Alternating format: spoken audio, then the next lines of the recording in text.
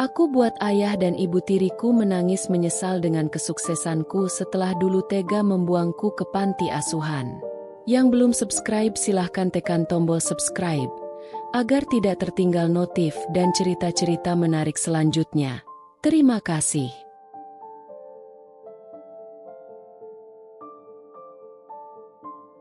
Aku tumbuh dalam keluarga kecil yang penuh cinta. Rumah kami sederhana, berdiri di ujung gang kecil, tapi hangatnya melebihi matahari pagi. Ayahku, Pak Rendra, adalah pria berperawakan tinggi dengan senyum yang jarang pudar, meskipun lelah pulang kerja. Ia seorang pegawai biasa, namun bagiku, ia adalah pahlawan.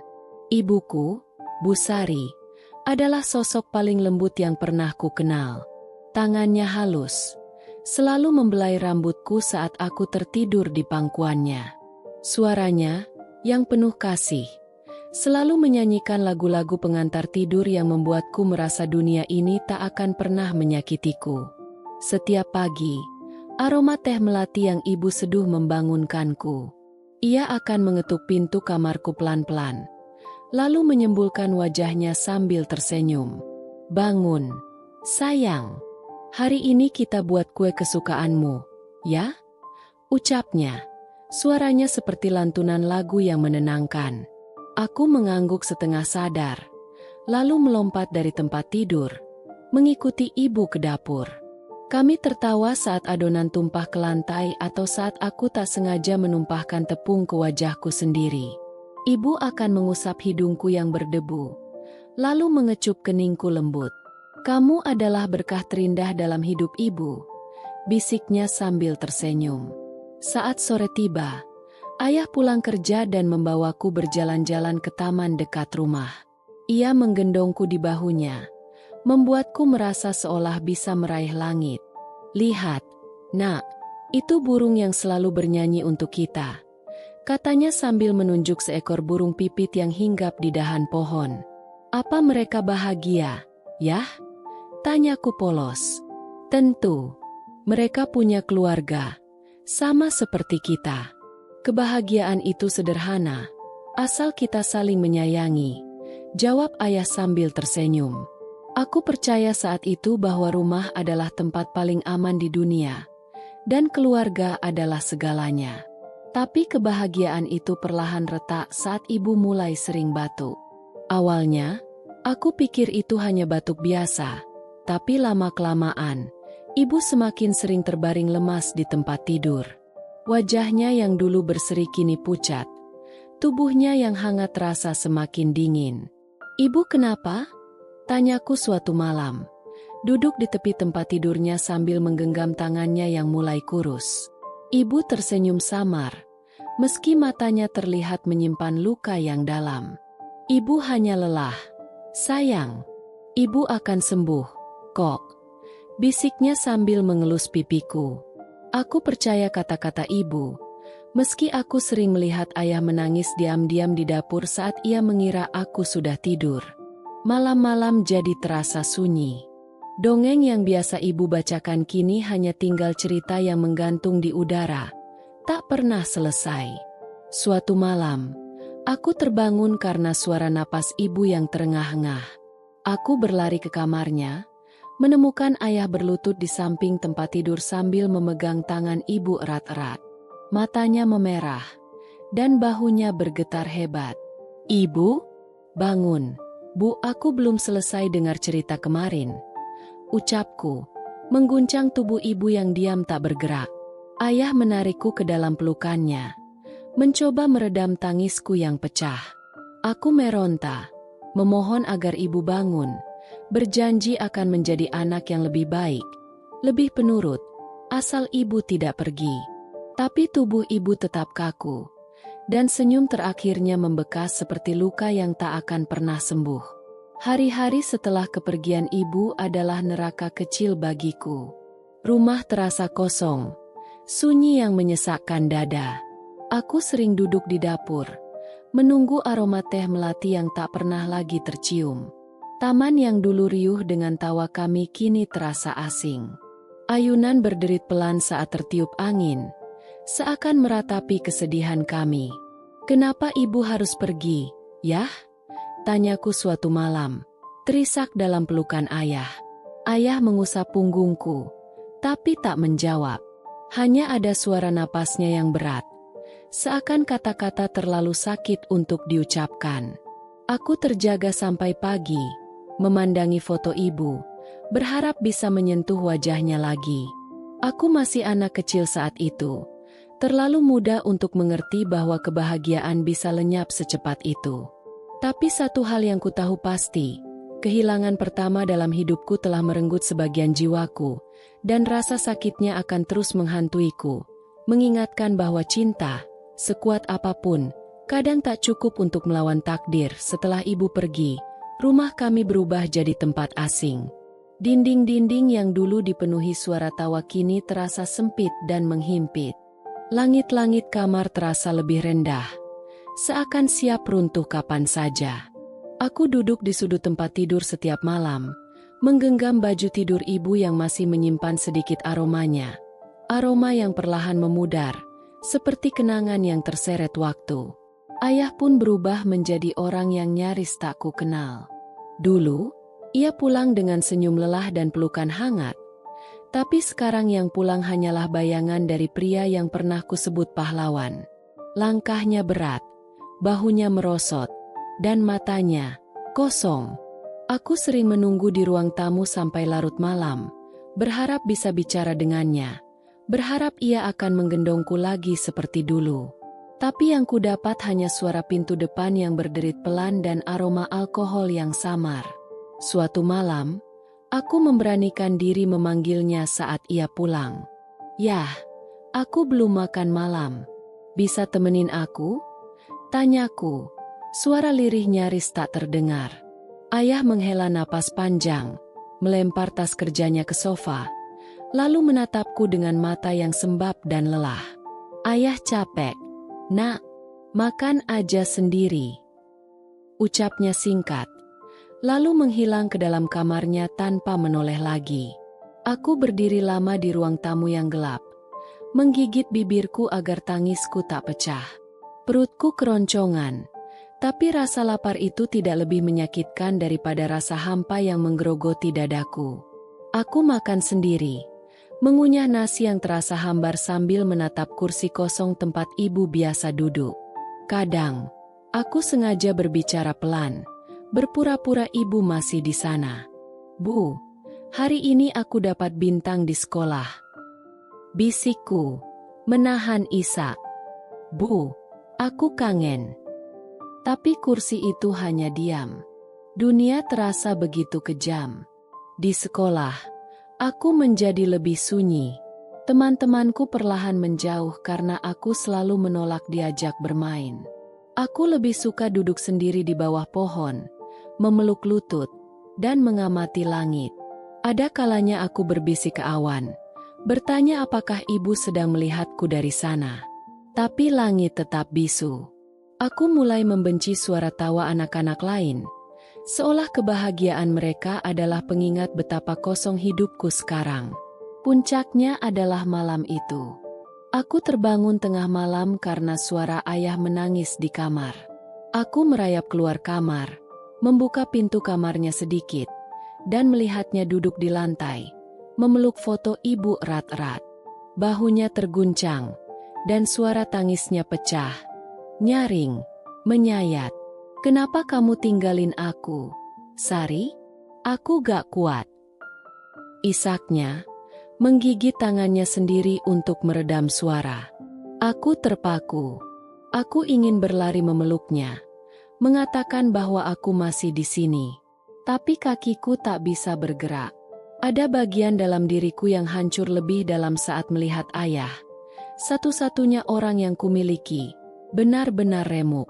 Malam itu, aku kembali ke kamar dan bersembunyi di balik selimut. Aku menggigit ujung bantal, mencoba menahan isak, tapi tangisku akhirnya pecah juga. Aku menangis sampai tubuhku kejang, menggigil, berdoa dengan suara yang putus-putus. "Ibu, ambil aku aja. Aku gak mau sendirian lagi." Tapi yang menjawab hanya suara angin malam yang menggesek jendela. Aku menangis sampai tertidur. Tubuhku terasa begitu ringan, seolah jiwaku sudah melayang entah kemana. Dan saat fajar menyingsing, aku masih terbaring di tempat tidur dengan mata bengkak dan hati yang terasa mati. Hari-hari berikutnya aku jalani seperti hantu. Aku berjalan ke sekolah tanpa benar-benar sadar. Aku pulang ke rumah tanpa harapan akan kehangatan. Ayah semakin larut dalam kesedihannya, dan aku semakin hanyut dalam kehampaan yang menggerogoti hidupku. Dunia terus berputar, orang-orang terus tertawa, tapi aku terjebak di dalam kesedihan yang tak punya jalan keluar. Aku merasa seperti sedang tenggelam, mencoba berenang ke permukaan, tapi semakin bergerak, semakin dalam aku terseret. Aku terjebak dalam pusaran duka yang tak pernah memberi jeda. Dan yang paling menyakitkan, aku merasa aku satu-satunya yang masih hidup, sementara dunia seolah sudah mati bersamaku. Beberapa bulan setelah kepergian ibu, saat aku masih berjuang memahami bagaimana caranya bernapas tanpa rasa sakit, ayah pulang lebih awal dari biasanya.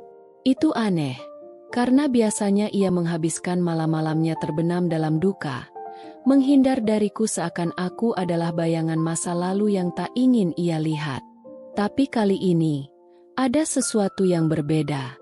Ia duduk di sofa, mengajakku duduk di sebelahnya. Senyumnya canggung, seperti seseorang yang mencoba terlihat bahagia, tapi gagal menyembunyikan kegelisahan di matanya. Di sampingnya, berdiri seorang wanita. Ia tinggi, berambut panjang dan lurus, dengan wajah yang tampak cantik tapi dingin. "Ini Tante Mirna," kata ayah, mengelus rambutku perlahan. "Dia akan jadi bagian dari keluarga kita. Dia akan menjadi ibumu." Aku terpaku. Kata-kata itu menggema di kepalaku, menusuk lebih tajam daripada yang bisa kubayangkan. Aku menatap wanita itu, mencari sesuatu yang bisa membuatku merasa aman, tapi yang kutemukan hanya tatapan dingin yang menusuk. Ia tersenyum, tapi senyumannya tidak hangat, lebih mirip seseorang yang memaksakan keramahan demi kepentingannya sendiri. "Hai," katanya singkat. Suaranya datar. Aku menelan ludah, mencoba meredam gelombang emosi yang meluap. "Tapi, aku udah punya ibu," bisikku pelan. Suara nyaris tenggelam. Ayah langsung menegang.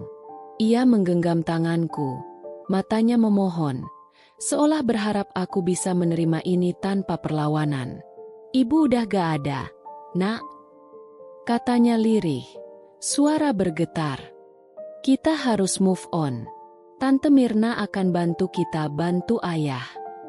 Tapi bagaimana aku bisa move on ketika bayangan ibu masih hidup di setiap sudut rumah ini? Bagaimana aku bisa menerima orang lain mengisi tempat yang tak akan pernah bisa tergantikan? Malam itu, aku menangis dalam diam. Aku memeluk baju ibu lebih erat, menggigit bibirku sampai berdarah agar isakanku tak terdengar. Aku merasa seperti dikhianati, seolah kehadiran wanita asing itu menghapus keberadaan ibu dari hidup kami. Aku berusaha keras memahami ayah, tapi rasanya ia melangkah terlalu cepat, meninggalkanku tertinggal sendirian di belakang. Beberapa minggu setelah Mirna pindah ke rumah kami, semuanya terasa semakin buruk. Ia memasak, tapi makanannya hambar dan terasa asing. Ia mengatur rumah, tapi rumah ini terasa semakin jauh dari kenangan ibu. Ia tersenyum pada ayah, tapi saat ayah tak melihat, tatapan itu berubah jadi sinis saat mengarah padaku. Aku mencoba bersikap baik. Aku pikir, kalau aku cukup manis, cukup patuh, mungkin ia akan menyukaiku. Mungkin aku bisa merasa dicintai lagi. Tapi usaha itu sia-sia. "Kamu jangan bikin ayahmu repot, ya," kata Mirna suatu sore, saat ayah belum pulang. "Dia udah cukup stres. Jangan bikin masalah." Aku mengangguk, menunduk, menggenggam ujung bajuku erat-erat. Tapi keesokan harinya, Saat aku lupa membereskan piringku sendiri, ia membentakku. "Kamu pikir aku ini pembantu? Aku capek tahu, ngurus anak yang bahkan bukan anakku sendiri." Suaranya melengking, membuat dadaku sesak. Aku menatapnya, air mata menggenang, tapi aku tak berani menjawab. Aku takut kalau aku bicara, suaraku akan pecah, dan itu hanya akan membuatnya makin marah. Saat ayah pulang, Mirna berubah jadi sosok yang lembut dan perhatian. Ia menyandarkan kepala di bahu ayah, bercerita tentang betapa lelahnya mengurus rumah, mengurus aku. Dan ayah hanya mengangguk dan mengucapkan terima kasih, tanpa pernah menanyakan bagaimana aku merasa. Malam itu, aku duduk di tepi tempat tidur sambil memeluk lutut. Aku menatap foto ibu di nakas. Air mataku jatuh tanpa suara. "Bu, aku gak kuat," bisikku. Suara gemetar. "Kenapa ayah lebih milih dia daripada aku? Kenapa aku gak bisa ikut ibu aja?" Aku berdoa, berharap bisa tertidur dan bangun di tempat di mana ibu ada. Tapi saat aku membuka mata keesokan paginya, yang kutemui hanyalah kenyataan yang pahit. Kenyataan bahwa rumah ini tak lagi menjadi tempat yang bisa kusebut rumah. Setelah menikah dengan Mirna, ayah terasa semakin jauh. Seperti bintang yang dulu bersinar dekat, kini redup dan melayang menjauh, meninggalkanku dalam gelap yang menyesakan. Dulu, ia selalu menggandeng tanganku saat berjalan-jalan sore, mengangkatku ke bahunya saat aku kelelahan. Sekarang, tangannya lebih sering menggenggam tangan Mirna, sementara aku hanya mengekor di belakang, seperti bayang-bayang yang tak dianggap ada. Aku mencoba mengerti. Aku tahu ayah berhak bahagia. Tapi kenapa kebahagiaannya terasa seperti hukuman untukku? Kenapa kebahagiaannya membuatku semakin merasa sendirian? Setiap pagi, aku bangun lebih awal, duduk di meja makan dengan harapan bisa sarapan bersama ayah seperti dulu. Tapi yang datang hanya Mirna, dengan tatapan dingin dan helaan napas panjang seolah kehadiranku mengganggu rutinitasnya. Kalau udah selesai makan, langsung bersihin piringnya. "Jangan malas," katanya tanpa menoleh. Aku mengangguk, menelan suapan nasi yang terasa seperti pasir. Aku ingin protes, ingin bilang bahwa aku bukan malas. Aku cuma menunggu ayah. Tapi aku tahu, bicara hanya akan memperburuk keadaan. Saat ayah muncul, Mirna langsung menyambutnya dengan senyum lebar dan kecupan manis di pipi. Aku tersenyum kecil, mencoba menarik perhatiannya. "Yah, nanti pulang jam berapa? Aku mau cerita soal sekolah." "Ayah sibuk, Nak," potongnya cepat sambil merapikan dasinya. "Cerita sama Tante Mirna aja, ya." Aku diam. Mirna hanya melirikku singkat. Senyum tipisnya terasa seperti ejekan. Setelah ayah pergi, aku duduk lama di kursi makan yang kini terasa terlalu besar, terlalu kosong. Hari-hari berikutnya sama saja. Aku jadi transparan di mata ayah. Setiap kali aku mencoba bicara, Mirna akan menyela dengan cerita-cerita tentang dirinya sendiri. Setiap kali aku ingin memeluk ayah, Mirna akan menariknya pergi untuk jalan-jalan atau makan malam berdua. Aku masih berusaha. Aku belajar lebih giat, berharap jika aku mendapat nilai bagus, ayah akan bangga padaku lagi. Ketika aku pulang membawa sertifikat juara kelas, aku berlari ke ruang tamu, berharap ayah ada di sana. Tapi yang kutemui hanya Mirna, yang menatap kertas itu tanpa minat. "Juara kelas? Ya, baguslah," katanya singkat. "Tapi jangan sombong. Itu memang kewajiban kamu." Aku menggenggam kertas itu erat-erat, merasa prestasiku tak berarti apa-apa. Saat ayah pulang malam itu, aku mencoba memperlihatkannya, tapi Mirna sudah bercerita tentang masalah kecil di kantornya. Hal sepele yang tiba-tiba terasa lebih penting daripada aku. "Oh, iya? Hebat, ya," ucap ayah tanpa benar-benar melihat sertifikatku. lalu kembali mengobrol dengan Mirna. Hatiku hancur. Aku membawa sertifikat itu ke kamar, melipatnya, lalu menyelipkannya di bawah bantal. Aku menangis dalam diam, memeluk foto ibu yang mulai kusam. "Bu, ayah udah gak sayang aku, ya?" bisikku, suara tercekat. Aku menunggu jawaban yang tak pernah datang. Suatu malam, aku mendengar suara tawa mereka dari ruang tamu, tawa yang dulu sering kudengar saat ibu masih ada. Aku mengintip dari balik pintu, melihat ayah memeluk Mirna, wajahnya berseri-seri. Itu pertama kalinya aku melihatnya tertawa sejak kepergian ibu. Tapi tawa itu bukan untukku. Aku berdiri lama di balik pintu, merasa seperti hantu di rumah sendiri, lalu berlari kembali ke kamar dan menangis sampai tertidur. Aku masih berharap ayah akan berubah. Masih berharap suatu hari ia akan mengelus kepalaku dan berkata bahwa aku penting baginya. Tapi semakin aku berharap, semakin aku kecewa.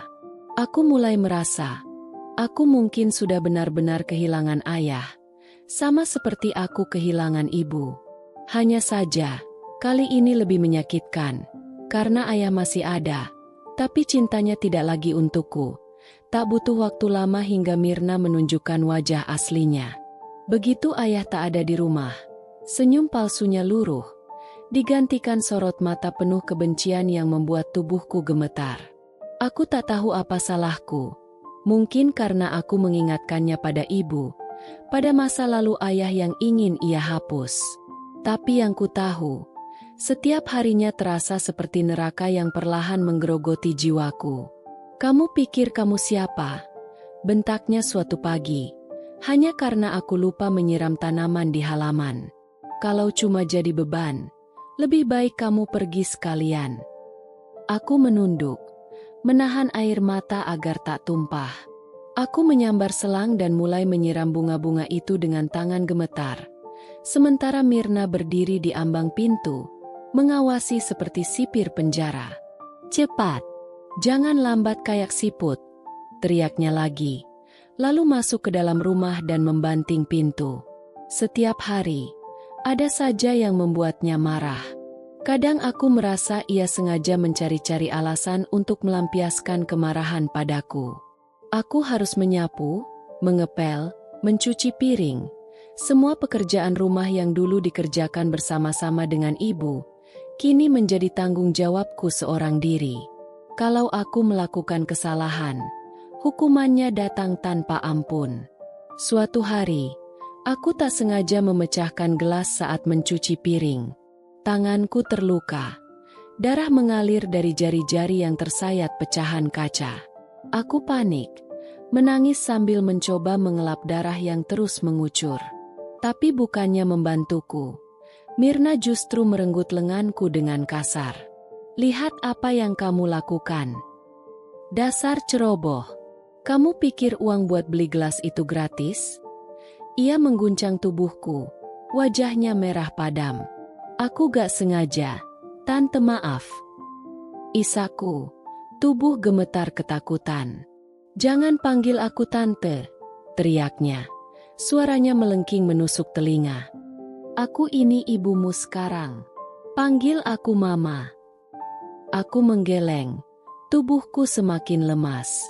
Aku tahu jika aku memanggilnya mama, itu sama saja mengkhianati ibu. Tapi diam pun hanya memperburuk keadaan. Mirna menyeretku ke kamar mandi, mengunciku di sana selama berjam-jam tanpa peduli luka di jariku yang terus berdarah. Aku duduk di lantai yang dingin, menangis hingga tenggorokanku kering, berbisik pelan ke langit-langit kamar mandi. "Bu, tolong aku." Saat ayah pulang malam harinya, aku berlari padanya, memeluk kakinya sambil terseduh-seduh. Aku pikir ini adalah kesempatan untuk menyelamatkan diriku. Aku pikir jika aku cukup jujur, ayah akan melindungiku, seperti dulu saat aku jatuh dan terluka. Yah, aku takut. Tante Mirna jahat sama aku. Isaku, memohon-mohon dengan suara serak.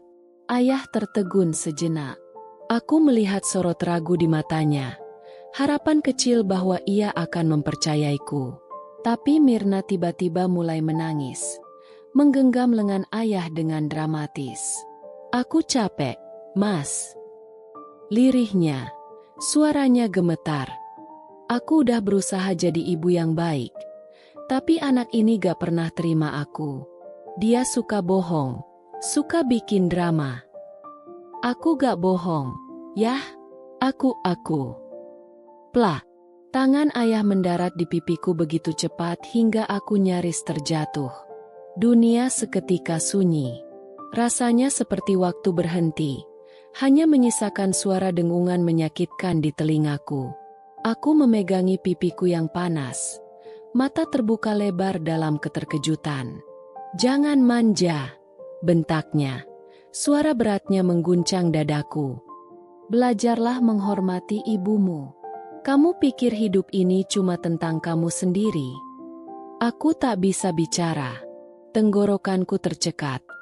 Kata-kataku mati sebelum bisa keluar. Ayah, yang dulu memelukku saat aku takut gelap, kini justru menjadi orang yang paling membuatku takut. Aku ingin berteriak, ingin melarikan diri. Tapi yang bisa kulakukan hanya berdiri kaku, menahan isak tangis yang menyayat dada. Malam itu, aku mengunci diri di kamar.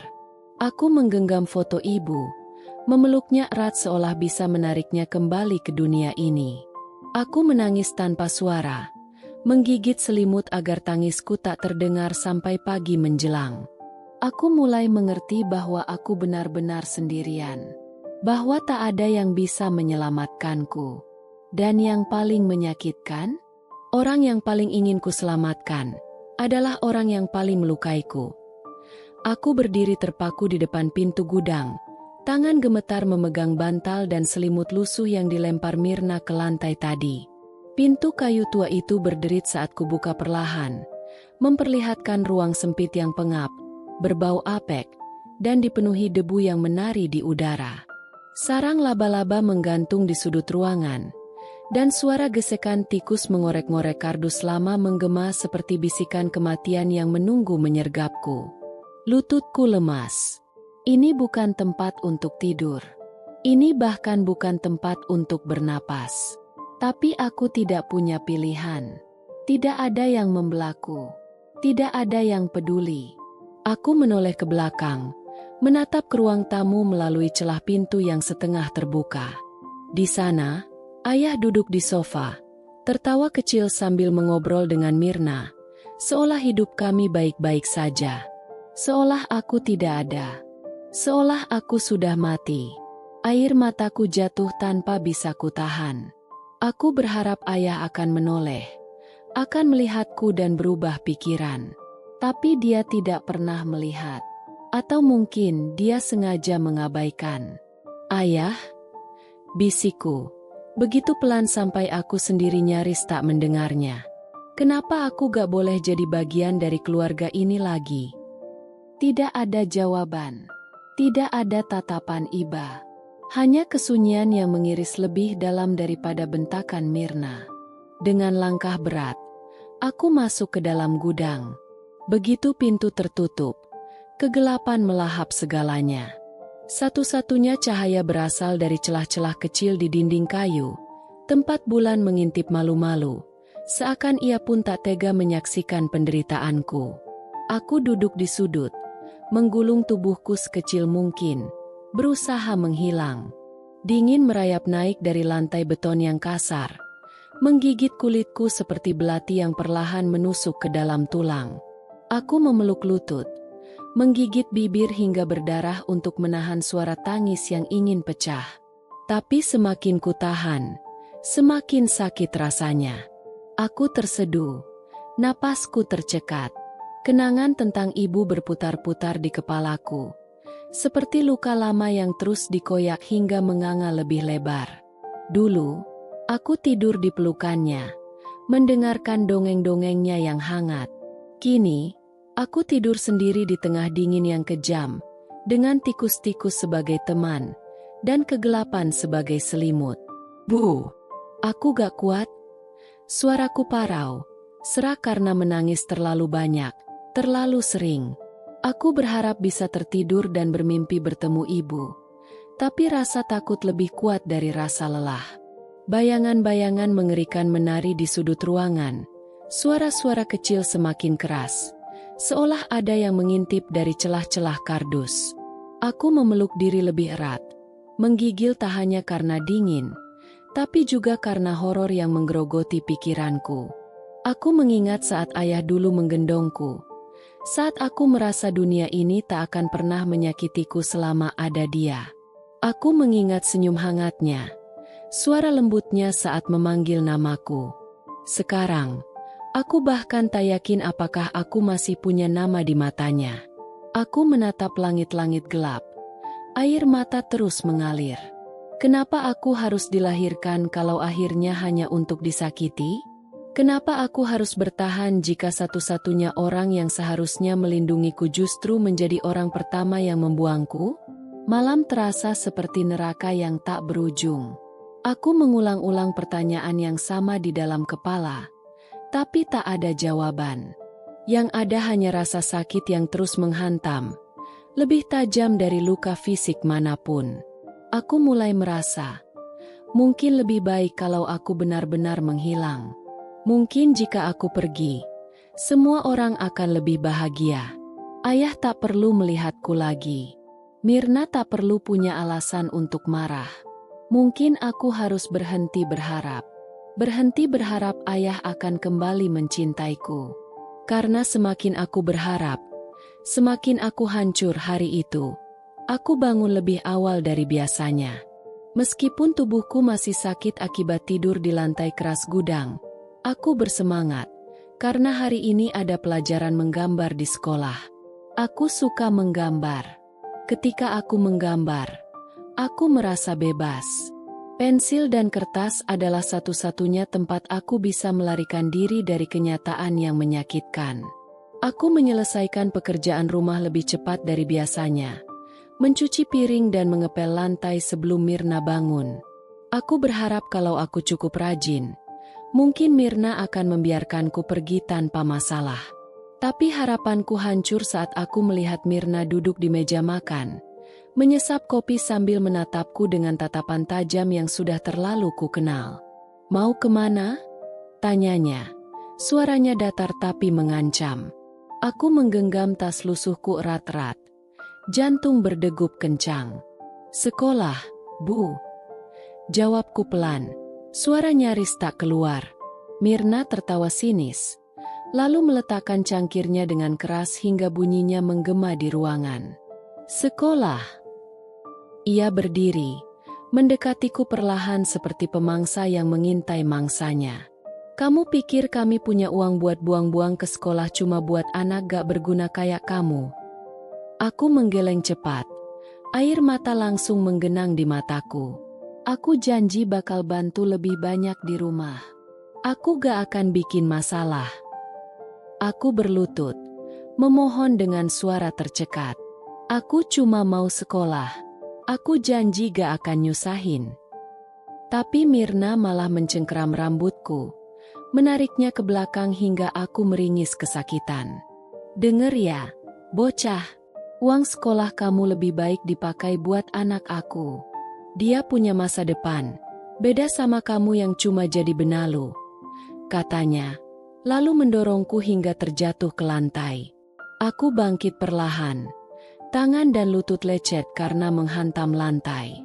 Aku menatap ke arah pintu, berharap ayah muncul dan menghentikan ini semua. Tapi yang kudapati hanyalah sosok ayah yang berdiri di ambang pintu, memperhatikan kejadian itu tanpa ekspresi. Mataku membesar. Ini kesempatanku. Ini saatnya dia bicara dan membelaku. "Yah, aku pengen sekolah." Suaraku bergetar, hampir tak terdengar. Aku gak akan minta apa-apa lagi. Aku cuma pengen belajar. Ayah menunduk sebentar, menghela napas, lalu melirik Mirna yang menatapnya sambil melipat tangan di dada, seolah menunggu jawabannya. Dan saat bibirnya terbuka, kata-kata yang keluar merobek hatiku lebih kejam daripada pukulan apapun. Dengerin ibu kamu. Aku merasa seperti nyawaku dicabut saat itu juga. Lututku terasa lemas, tubuhku gemetar, dan napasku sesak. Tapi, yah, suaraku hampir mati, tersedak di tenggorokan. Ibu pasti kecewa kalau tahu aku gak sekolah. Ayah mengangkat wajah, untuk pertama kalinya menatapku langsung. Tapi bukan tatapan sayang.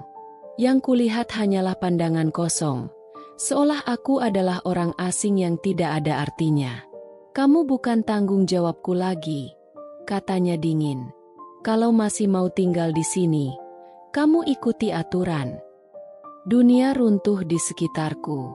Kata-kata itu bergema di kepalaku, menikam hatiku berulang kali hingga aku tak bisa bernapas.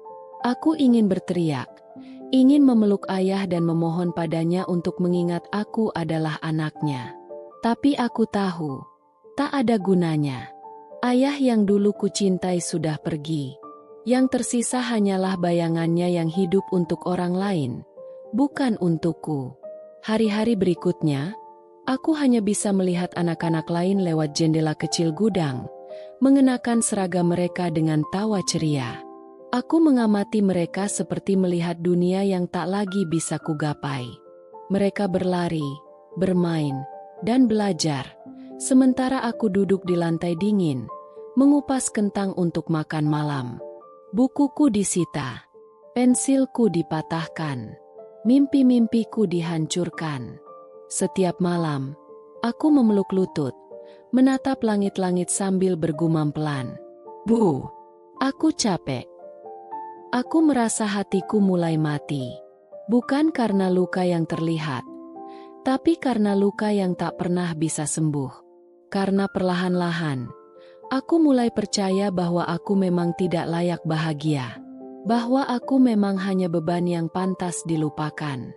Dan yang paling menakutkan, aku mulai berhenti peduli. Hari itu, hujan turun deras, seakan langit ikut menangis untukku. Aku berdiri di depan rumah yang selama ini kusebut rumah, meskipun lebih sering terasa seperti penjara. Pakaianku basah kuyup, tas lusuh berisi beberapa baju dan boneka tua yang dulu diberikan ibuku genggam erat-erat. Satu-satunya hal yang tersisa dari hidupku yang dulu. Mirna berdiri di teras, mengawasi dari balik pintu dengan wajah datar yang sama sekali tak menyimpan iba. Kami gak bisa ngurusin kamu lagi, katanya dingin, melipat tangan di dada. Udah cukup kami kasih kamu tempat tinggal selama ini. Aku tak menjawab. Bibirku membiru karena dingin. Tapi lebih dari itu, hatiku terasa mati rasa. Seolah aku sudah terlalu sering dihancurkan sampai tak bisa merasa apa-apa lagi. Ayah berdiri di samping mobil dengan payung hitam. Wajahnya tersembunyi di balik bayangan. Aku menatapnya, berharap ada secuil belas kasihan tersisa di hatinya. Bahwa setidaknya, sebelum aku pergi, dia akan memelukku untuk terakhir kalinya. Tapi tidak ada pelukan, tidak ada tatapan, hanya keheningan yang membunuhku perlahan. Sopir membukakan pintu, dan ayah masuk tanpa mengucapkan sepatah kata pun. Mobil melaju pergi, meninggalkan genangan air yang memantulkan bayangan kecil tubuhku yang berdiri sendiri di tengah hujan. Aku tidak berlari mengejar. Aku tidak berteriak memanggil ayah. Karena aku tahu, aku hanya akan dikecewakan lagi. Panti asuhan itu dingin dan sunyi, dengan dinding abu-abu yang mengelupas dan lantai retak yang berderit setiap kali diinjak. Anak-anak lain menatapku tanpa bicara, seolah aku adalah makhluk asing yang jatuh dari langit. Ibu panti memegang bahuku, berusaha tersenyum lembut. Tapi senyum itu terasa jauh. Terlalu jauh untuk menjangkau hatiku yang sudah hancur berkeping-keping. Malam itu, aku duduk di ranjang besi berkarat, memeluk boneka yang mulai robek di beberapa bagian. Aku menatap jendela kecil yang dipenuhi embun, membayangkan sosok ibu berdiri di baliknya, mengulurkan tangan untuk menghapus air mataku. "Bu, aku sendiri sekarang," bisikku pelan, Suara tercekat karena tangis yang kutahan sejak pagi. Kenapa gak ada yang mau sayang sama aku lagi? Air mata jatuh tanpa bisa kuhentikan. Aku menggigit bibir sampai berdarah, berusaha tidak menangis terlalu keras agar anak-anak lain tidak terganggu. Tapi semakin kutahan, semakin sakit rasanya. Aku memejamkan mata, berdoa dalam hati agar semua ini hanya mimpi buruk yang akan berakhir saat aku bangun. Bahwa ayah akan datang menjemputku, menggendongku seperti dulu, dan mengatakan semuanya akan baik-baik saja. Tapi pagi datang dan tidak ada yang berubah. Ayah tidak datang. Mirna tidak peduli. Dan aku hanya menjadi bayangan yang ditinggalkan di sudut dunia. Sejak saat itu, aku berhenti berharap. Karena aku tahu, berharap hanya akan membawaku pada luka yang lebih dalam. Aku belajar menerima kesepian seperti teman lama, dan mengubur harapan di dalam hati yang sudah terlalu penuh dengan luka. Karena di dunia ini, aku benar-benar sendirian di panti asuhan. Waktu terasa melambat. Hari-hariku berlalu dalam siklus yang sama. Bangun pagi, mengerjakan tugas, makan dengan nasi dingin yang kadang terasa lebih pahit dari rasa sakit di dadaku, lalu tidur di kasur tipis yang berderit setiap kali aku bergerak. Tapi yang paling menyakitkan adalah malam-malam sunyi. Di saat anak-anak lain tertidur, aku terjaga, menatap langit-langit dengan pikiran yang berputar tanpa henti. Aku mengingat wajah ibu yang samar-samar mulai pudar dalam ingatanku. Aku mengingat ayah yang pergi tanpa berpaling. Aku mengingat Mirna, dengan tatapan bencinya yang menghantui setiap mimpi burukku. Ada malam-malam di mana aku menangis sampai tertidur. Ada malam-malam di mana aku berdoa, meski aku tidak yakin Tuhan masih mau mendengarku. Dan ada malam-malam di mana aku hanya duduk, memeluk lutut, bertanya-tanya kenapa aku masih ada di dunia ini. Namun, segalanya mulai berubah saat aku bertemu Bu Rina. Dia adalah seorang guru relawan yang datang seminggu sekali untuk mengajar anak-anak panti. Rambutnya sedikit beruban, tapi senyumnya hangat. Senyum yang membuatku mengingat ibu, meski hanya sedikit. Suatu hari, dia menemukan aku duduk sendirian di pojok ruangan, menggambar bunga dengan pensil tumpul di selembar kertas sobek. Aku menggambar pelan, hati-hati, seolah dengan menggambar aku bisa menghidupkan sesuatu yang lebih indah daripada hidupku sendiri. Boleh ibu lihat gambarnya? Suaranya lembut, tidak seperti suara Mirna yang penuh kemarahan. Aku mengangguk pelan, menyerahkan kertas itu dengan tangan gemetar. Aku takut dia akan mengolok-olokku, tapi yang kudapat justru sebaliknya. Ini indah sekali, Naila, katanya, matanya berbinar-binar. Kamu punya bakat luar biasa. Itu kali pertama dalam hidupku seseorang mengatakan aku punya bakat, bahwa aku berarti. Sejak hari itu, Bu Rina sering mengajakku bicara setelah pelajaran selesai. Dia memberiku buku-buku bekas untuk dibaca, bahkan memberiku pensil warna yang sudah pendek-pendek tapi terasa seperti harta karun bagiku.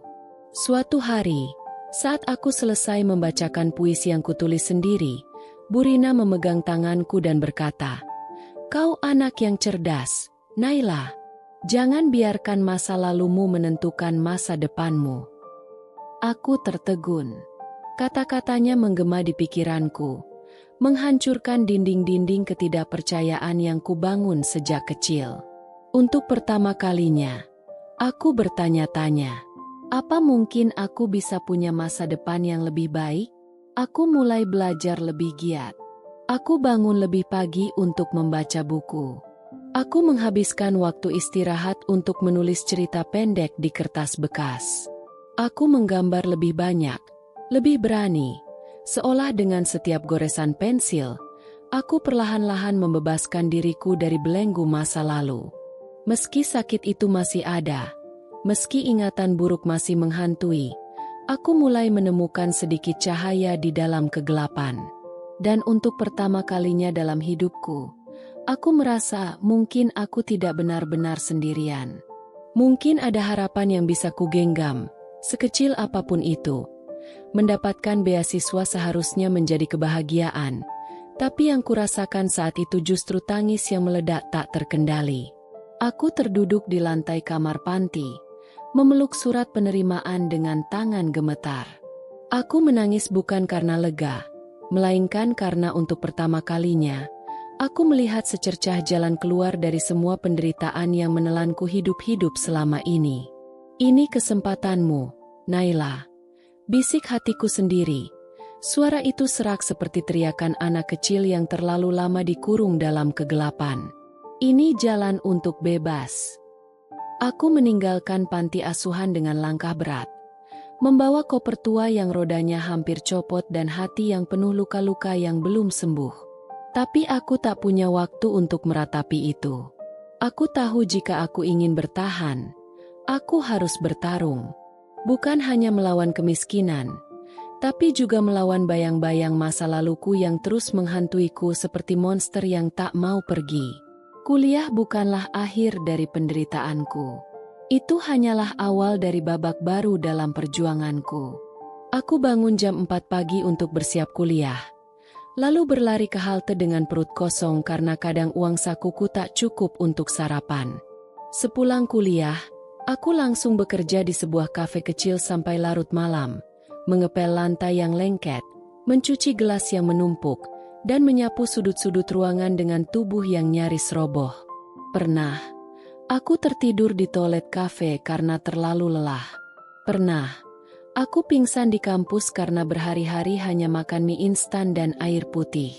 Pernah, aku berdiri di kamar mandi, menggigit bibir hingga berdarah, menahan tangis yang membludak karena merasa dunia ini terlalu kejam untuk memberiku sedikit ruang bernapas. Tapi aku tak pernah mengizinkan diriku menyerah. Setiap kali aku merasa ingin berhenti, aku mengingat malam-malam yang kuhabiskan di gudang. Aku mengingat suara Mirna yang meneriaki aku, "Beban." Aku mengingat ayah yang pergi tanpa menoleh saat meninggalkanku di panti asuhan. Luka-luka itu terus berdarah dalam ingatanku, tapi aku memakainya sebagai bahan bakar. Aku tidak akan kembali ke sana. Tidak akan. Aku belajar mati-matian, membaca buku sampai mataku perih, menghafal materi kuliah di sela-sela pekerjaanku mencuci piring. Aku mengisi hari-hariku dengan ambisi yang liar, bukan untuk membuktikan apa-apa kepada orang lain, tapi untuk membuktikan pada diriku sendiri bahwa aku lebih kuat daripada semua luka yang pernah kuterima. Ketika hari kelulusan tiba, aku berdiri di podium sebagai mahasiswa terbaik. Aku menggenggam ijazah itu dengan tangan yang penuh bekas luka kecil akibat pekerjaan kasar. Tapi aku memegangnya seakan-akan itu adalah bukti bahwa aku berhasil meraih hidupku kembali. Aku menatap ke arah kursi penonton, berharap tanpa sadar melihat sosok ayah berdiri di sana. Tapi yang kulihat hanya lautan wajah asing. Tak ada keluarga. Tak ada yang menunggu untuk memelukku. Dan saat itulah aku sadar. Aku telah bertarung sendirian selama ini. Dan aku menang sendirian. Aku turun dari podium dengan senyum getir dan air mata yang mengalir tanpa henti. Aku berjalan pulang ke kosan sempitku, duduk di sudut kamar, dan menangis sepuas-puasnya.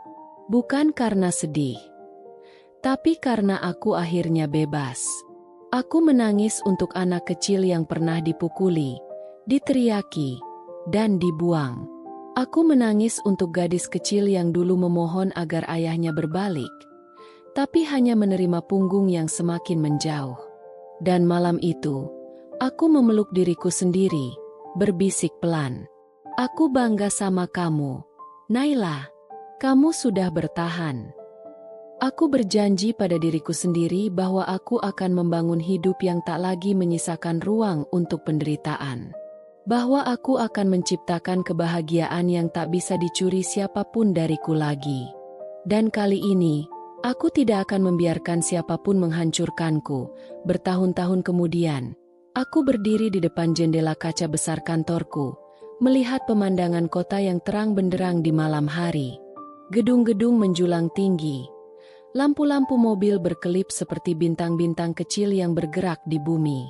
Aku menghela napas panjang, merasakan udara dingin AC menyentuh kulitku. Tapi kali ini, aku tak lagi merasa kosong. Di cermin pantulan kaca, aku melihat sosok yang begitu berbeda dari gadis kecil yang dulu tidur di lantai gudang. Sekarang, aku mengenakan blazer hitam mahal, sepatu hak tinggi yang berderap kuat di lantai marmer, dan riasan tipis yang hanya menegaskan betapa kuatnya aku sekarang. Aku bukan lagi korban. Aku pemenang. Bisnisku di bidang properti berkembang pesat. Aku membangun perusahaan ini dari nol. Sama seperti aku membangun diriku sendiri dari serpihan-serpihan luka. Aku belajar segalanya dengan keras, bertahan melewati kegagalan demi kegagalan, dan menolak menyerah meski pernah hampir bangkrut. Tapi aku tahu, aku sudah pernah jatuh lebih dalam dari ini. Dan jika aku bisa bangkit dulu, aku pasti bisa bangkit lagi sekarang. Sekarang, aku mempekerjakan ratusan karyawan. Orang-orang menyebut namaku dengan rasa kagum, menganggapku sebagai inspirasi hidup. Tapi mereka tidak tahu bagaimana aku sampai ke sini. Mereka tidak tahu berapa banyak malam aku menangis sendirian. Berapa banyak rasa sakit yang kutelan tanpa suara. Suatu hari, aku mengunjungi panti asuhan tempat aku dibesarkan. Anak-anak berlarian menyambutku, tak tahu bahwa aku pernah menjadi salah satu dari mereka. Anak yang diabaikan, dibuang, dan dilupakan. Aku duduk di lantai bersama mereka, membaca dongeng, lalu membangun ruang belajar baru yang kuberi nama Kelas Sari. Nama ibuku yang dulu selalu membacakan cerita sebelum tidur. Ketika acara selesai, aku berdiri di depan pintu panti, menatap bangunan itu dengan tatapan yang penuh campuran emosi. Aku memejamkan mata sejenak, lalu berbisik, "Aku berhasil, Bu. Aku keluar dari neraka itu." Aku pulang ke apartemen mewahku malam itu. Duduk di sofa sambil memandang foto kecil yang telah kusimpan selama bertahun-tahun. Foto aku dan ibuku, saat kami masih bahagia. Aku mengelus foto itu perlahan. Air mataku jatuh tanpa bisa kutahan. Bukan air mata kesedihan, tapi air mata kemenangan. Aku bukan lagi anak kecil yang ditinggalkan. Aku bukan lagi korban kekerasan yang dipaksa tunduk. Aku adalah Naila. Seorang wanita sukses, mandiri, dan berkuasa. Aku telah memenangkan hidupku. Dan tak ada satu orang pun yang bisa merampas itu dariku lagi. Suatu malam, setelah rapat panjang yang melelahkan, aku duduk di kantorku sambil memandangi lampu-lampu kota yang berpendar di kejauhan. Kopi di cangkir sudah dingin, tapi pikiranku melayang ke tempat lain. Sebuah kabar baru saja sampai padaku. Kabar yang menghantam hatiku dengan rasa yang sulit kujelaskan. Ayah kehilangan segalanya. Bisnisnya bangkrut setelah bertahun-tahun dikelola serampangan. Hutang menumpuk, dan rumah yang dulu menjadi saksi bisu penderitaanku disita oleh bank. Yang lebih menyakitkan, Mirna pergi. Wanita itu kabur bersama pria lain, meninggalkan ayahku sendirian dalam kehancuran yang ia ciptakan sendiri. Aku tertawa kecil, suara yang penuh kepahitan. Ironis, bukan? Aku, anak yang dulu mereka anggap sampah, kini hidup dalam kemewahan. Sementara mereka tersungkur di tempat yang lebih gelap dari yang pernah kualami. Aku tak tahu harus merasa senang atau sedih. Beberapa minggu kemudian, aku tanpa sengaja melihatnya. Ayah duduk di pinggir jalan, dengan wajah yang jauh lebih tua dari yang kuingat. Rambutnya memutih, tubuhnya kurus kering, dan matanya kosong. Ia mengais sisa makanan di kantong plastik, sementara orang-orang lewat tanpa memedulikannya. Sama seperti dulu ia tak peduli saat aku menangis di gudang. Hatiku bergetar, tapi aku tak tahu apakah itu karena belas kasih atau luka lama yang mendesak keluar dari sudut terdalam jiwaku. Aku berdiri beberapa meter darinya. Tubuhku membeku. Aku ingin pergi. Aku ingin mengabaikan sosok itu sama seperti ia mengabaikanku dulu. Tapi kakiku justru melangkah mendekat. Seolah ada bagian dari diriku yang masih haus akan jawaban. Ketika aku berdiri tepat di hadapannya, ayah mengangkat wajahnya perlahan. Matanya mengerjap-ngerjap, seolah mencoba mengenali siapa aku. Dan saat kesadaran itu menghantamnya, bibirnya bergetar. "Naila?" Suaranya pecah, serak, seperti serpihan kaca yang menyayat telinga. Aku menatapnya tanpa bicara. Ada begitu banyak yang ingin kukatakan, ingin kuteriakan. Aku ingin bertanya kenapa ia tidak pernah membelaku. Kenapa ia membiarkan aku dihancurkan oleh Mirna? Kenapa ia membuangku seperti barang rusak yang tak diinginkan? Tapi yang keluar dari mulutku hanyalah satu kalimat sederhana. "Apa kabar, Yah?" Ayah menangis. Ia mengulurkan tangan, mencoba menyentuhku, tapi aku mundur selangkah. Jarak yang kuciptakan bukan hanya fisik, melainkan jarak yang lahir dari tahun-tahun penuh luka yang tak bisa lagi dipulihkan hanya dengan air mata penyesalan. "Maafkan ayah," katanya sambil terisak. "Ayah menyesal. Ayah salah." Aku tersenyum tipis, tapi mataku dingin. Penyesalan datang terlambat. "Yah," aku ingin mengucapkannya, tapi suara itu tersangkut di tenggorokanku. Aku merogoh dompet, mengeluarkan selembar uang, lalu meletakkannya di tangan ayah yang gemetar. Bukan karena aku masih peduli, tapi karena aku ingin menutup bab ini dalam hidupku dengan kepala tegak. Aku telah memaafkan, tapi aku tak akan pernah melupakan. Sebelum pergi, aku menatapnya untuk terakhir kali dan berkata, "Aku harap ayah menemukan kedamaian." Lalu aku berbalik, melangkah pergi tanpa menoleh. Dan untuk pertama kalinya dalam hidupku, aku merasa benar-benar bebas. Hari itu hujan turun deras. Langit kelabu, seakan ikut merasakan badai yang akan menghantam dadaku sebentar lagi. Aku sedang sibuk menandatangani berkas-berkas saat sekretarisku mengetuk pintu dan berkata, dengan suara ragu, "Bu Naila, ada yang ingin bertemu." Dia bilang ini penting. Aku mengangguk tanpa mengalihkan pandangan dari dokumen di depanku. "Siapa?" tanyaku singkat. Sekretarisku terlihat canggung. Dia bilang dia ayah Anda. Tanganku langsung berhenti bergerak. Jantungku berdentum keras, seakan mencoba melubangi dadaku dari dalam. Aku mengangkat wajah perlahan, menatap sekretarisku yang tampak bingung dengan perubahan ekspresiku. "Ayah? Orang yang membuangku? Orang yang membiarkan aku disiksa?" Aku menghela napas panjang, berusaha meredam gelombang emosi yang tiba-tiba menggerogoti ketenanganku. Aku butuh waktu beberapa detik sebelum akhirnya berkata, "Suruh dia masuk." Ketika pintu terbuka, aku hampir tak mengenali sosok yang masuk ke dalam ruanganku. Ayah berdiri di sana, dengan tubuh yang terlihat jauh lebih rapuh dari terakhir kali aku melihatnya di pinggir jalan. Kulitnya keriput, matanya cekung, dan pakaiannya lusuh, basah oleh hujan. Dia tampak seperti bayang-bayang dari pria yang dulu pernah kupanggil pahlawan.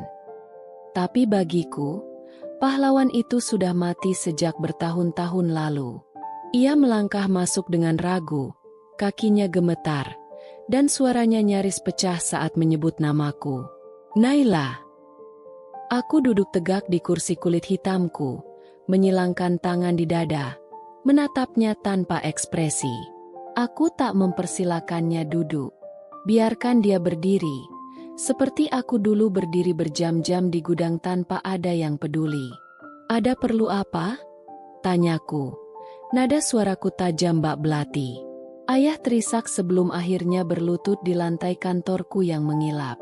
Aku tersentak, tak menyangka ia akan serendah itu. Tapi dia hanya menunduk, menggenggam tangannya sendiri sambil menangis. "Kumohon, Nak." Suaranya parau. "Ayah tak punya siapa-siapa lagi. Bisnis ayah bangkrut. Rumah sudah disita. Mirna pergi. Aku. Ia mengusap wajahnya yang basah. Aku bahkan tak punya uang untuk makan. Aku menggigit bibir, mencoba menekan gelombang kemarahan yang menggelegak. Bayangan masa kecilku berkelebat.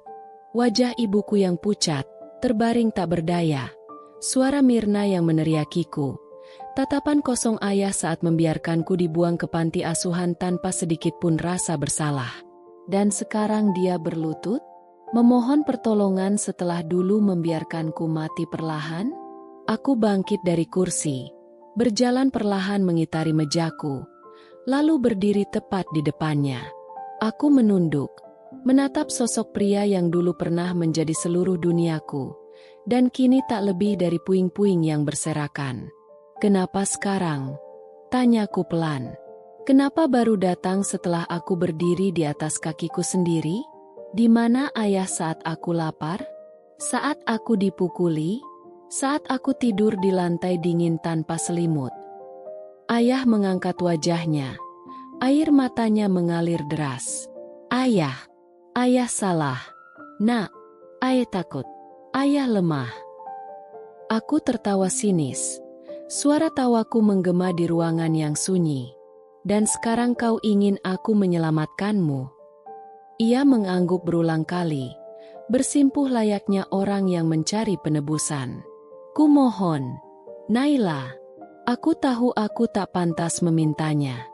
Tapi aku hanya ingin tempat berteduh. Aku akan melakukan apa saja. Aku hanya ingin pulang.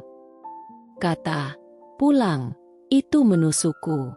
Apa itu artinya rumah baginya? Tempat yang dulu dia biarkan menjadi nerakaku?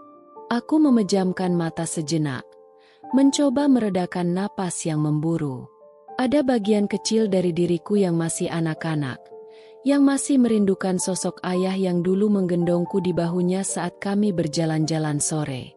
Tapi kenyataan telah menghancurkan fantasi itu berkali-kali hingga tak ada yang tersisa kecuali abu. Aku berjongkok, membuat mataku sejajar dengannya. Aku mengulurkan tangan, dan untuk sesaat, ayah tampak berharap, seolah dia pikir aku akan menariknya kembali ke hidupku. Tapi aku hanya menepuk bahunya pelan, lalu berbisik, "Pulanglah, Yah, tapi bukan ke rumahku." Aku berdiri, memanggil sekretarisku, lalu menyuruhnya mengantar ayah keluar. Ayah terus menangis, memanggil namaku, memohon berkali-kali. Tapi aku hanya berdiri membelakangi, menatap keluar jendela, melihat hujan yang terus mengguyur tanpa henti. Hatiku hancur lagi malam itu. Tapi kali ini, aku tahu aku telah memilih diriku sendiri. Dan aku tak akan pernah lagi menjadi gadis kecil yang menunggu diselamatkan. Karena aku telah menyelamatkan diriku sendiri. Ruang kantorku terasa begitu sunyi, hanya suara detak jam yang terdengar, seakan menjadi latar belakang menyakitkan untuk momen yang seharusnya menjadi pelepasan, tapi justru terasa seperti pisau yang kembali mengiris luka lama. Ayah masih berlutut di lantai, tubuhnya gemetar. Air matanya jatuh membasahi lantai marmer yang dingin. Dulu, aku pernah menangis seperti itu, memohon, berharap, berdoa agar ia melihatku. Tapi saat itu, ia tak pernah menoleh. Sekarang, peran itu terbalik, dan aku berdiri tegak, melihat sosok yang dulu kusebut, ayah, runtuh di hadapanku. Aku ingin merasa puas. Aku ingin merasa menang. Tapi yang ada hanya kehampaan yang menggantung berat di dada. Aku menatapnya lama, mengingat semua malam-malam penuh isak tangis yang kusembunyikan di balik pintu panti asuhan. Mengingat rasa lapar, rasa takut, rasa tidak dicintai. Mengingat bagaimana rasanya menjadi anak yang dibuang. Dulu aku anakmu, tapi kau buang. Suaraku keluar pelan, nyaris berbisik, tapi menusuk seperti belati. Sekarang, aku bukan siapa-siapa bagimu. Ayah menggeleng, matanya membesar penuh ketakutan. Tidak, Naila, Kamu selalu anak ayah. Aku tersenyum pahit. Anak, kata itu terasa asing bagiku. Aku bahkan sudah lupa bagaimana rasanya menjadi anak seseorang. Aku berbalik perlahan. Setiap langkah terasa berat. Tapi aku tahu ini satu-satunya cara untuk benar-benar mengakhiri semuanya. Ayah merangkak ke arahku. Tangannya berusaha menggapai kakiku. Tapi aku melangkah menjauh tanpa ragu. Seperti dia dulu melangkah pergi dariku tanpa menoleh. Karma telah datang. Dan aku sudah lelah menanggung luka yang bukan salahku. Tanpa sepatah kata lagi, aku membuka pintu, keluar dari ruangan itu, dan tidak pernah menoleh ke belakang. Di luar, hujan masih deras. Tapi kali ini, aku merasa seolah telah keluar dari badai yang mengurungku selama bertahun-tahun. Aku berjalan pulang malam itu dengan kepala tegak, membiarkan rintik hujan membasahi wajahku. Bukan untuk menyembunyikan air mata, tapi untuk merasakan kebebasan yang selama ini hanya bisa kuciptakan dalam mimpi. Karena akhirnya, aku benar-benar merdeka. Dari mereka, dari luka, dari masa lalu tahun-tahun berlalu, dan luka yang dulu menganga perlahan sembuh. Aku membangun hidup baru, bukan dari kebencian, tapi dari tekad untuk membuktikan bahwa aku lebih kuat dari semua luka yang mereka tinggalkan. Kini, aku dikelilingi orang-orang yang mencintaiku dengan tulus. Ada keluarga yang kupilih sendiri, teman-teman yang menjadi saudara, dan cinta yang tidak bersyarat. Aku tertawa lebih sering, mencintai lebih dalam, dan akhirnya memahami makna kebahagiaan yang sesungguhnya. Aku tidak pernah lagi mencari kabar tentang ayah. Tapi kadang, kabar itu datang sendiri, seperti angin yang berbisik tentang masa lalu. Aku mendengar bahwa ia hidup sendiri, tanpa rumah, tanpa keluarga, ditinggalkan oleh orang-orang yang dulu ia prioritaskan di atasku. Ironis, bukan? Ia yang dulu membuangku ke panti asuhan kini dibiarkan terlunta-lunta oleh wanita yang katanya lebih berharga dariku. Namun, aku tidak merasa senang. Tidak ada kepuasan dalam melihat orang lain hancur, bahkan jika orang itu pernah menyakitiku. Karena aku tahu, balas dendam sejati adalah hidup bahagia tanpa mereka. Aku tak butuh menyakitinya kembali.